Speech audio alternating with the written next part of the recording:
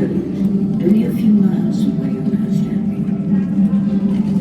She lay undiscovered for hundreds of years, entombed in the seabed, until her wreck was finally located by a group of divers in 1971. After years of careful planning, on a cold, wet day in October 1982, the hull of the Mary Rose was raised from the seabed to protect the ship and its contents for over 437 years.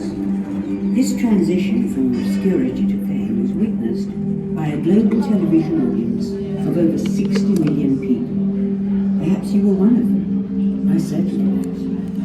Today, the Mary Rose and her thousands of artifacts provide a unique insight into life on board the Tudor warship. But do you know how her story began? There you go. A great king should seek glory in just war and rightful conquest. Now, by ancestral right, I was also king of France. But I could not enforce this unless I waged war on the French, and to do this, I needed ships to carry my armies across the narrow seas. When my father died, I inherited just 5 clean ships. Now, I have near 60. The first ship I built was the Mary Rose, and I paid for her out of my own purse within 10 months of my accession to the throne. She was named for the Blessed Virgin Mary and our Tudor Rose, and she proudly bears this emblem high atop her forecastle. I love to hear how she sailed. My first Lord Admiral reported, "Sir, she is the noblest ship of sail at this hour, as fast and maneuverable as a vessel a quarter of her size." I viewed her myself many times. Indeed, I went aboard her with the Holy Roman Emperor when we inspected our ships before my second war with France in 1522. My army by sea, my Navy Royale, has been one of my chief delights. I have built great dockyards and gun foundries to arm our ships and fortify our coasts. My greatest ships have bellies bursting with guns set and ports with lids, rose and the fleur-de-lis. And when fired, these roar and breathe smoke, causing fear and dread among my enemies. My wars have seen no great acts. In fact, our recapture of Boulogne a year ago was fought on land, not at sea. But now my spies inform me that more than 200 French ships are close to England, their fearsome war galleys harassing my ships and raiding our coast. Against this, I have but 80 vessels anchored here at Portsmouth Haven. Anticipating fierce battle, I have gathered my captains for a council of war on my flagship and placed men atop the mast to keep watch. My gentleman Carew has served me well, and I am making him Vice Admiral in my Mary Rose. My lords! What need? The enemy is sighted by the Whites. Captains, to your ships. Tarry not. I will hasten to my army by the South Castle. Godspeed, and with God's grace the winds will favor us. The battle is upon us. The Mary Rose sails for the French fleet. Join her now. Sound drums and trumpets, and cry on for Harry, England and St. George!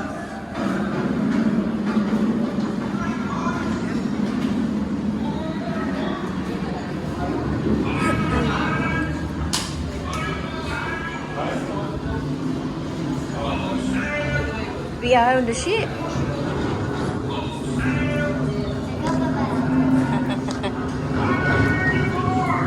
We are on the ship. Enemy up the starboard bow, sir! Open the gun door! Prepare!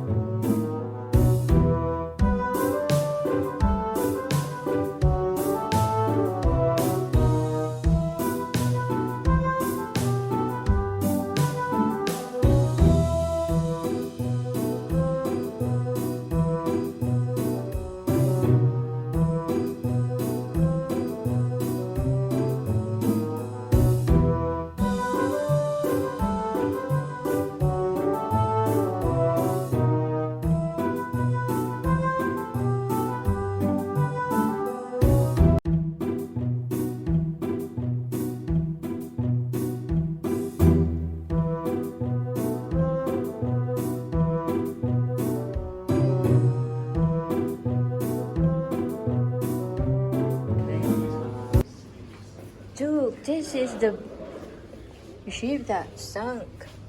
That's the actual ship. Yeah.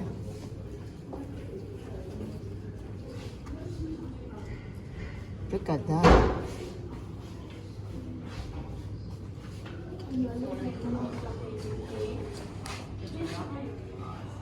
Wow. That's the ship. That's a massive ship that sunk.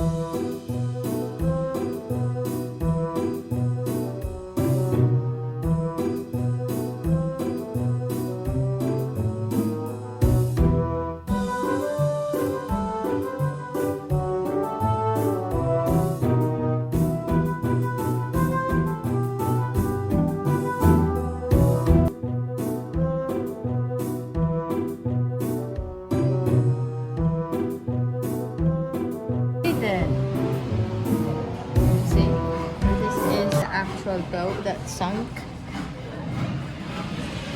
You can see. Mommy. Yes. No, we can't go in there. This is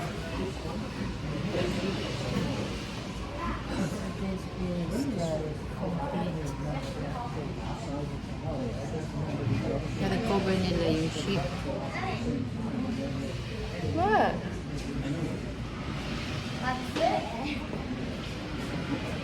These are the real cannonballs and the real things from the boat. That they recovered.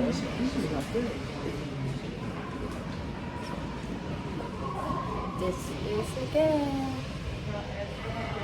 As you can see.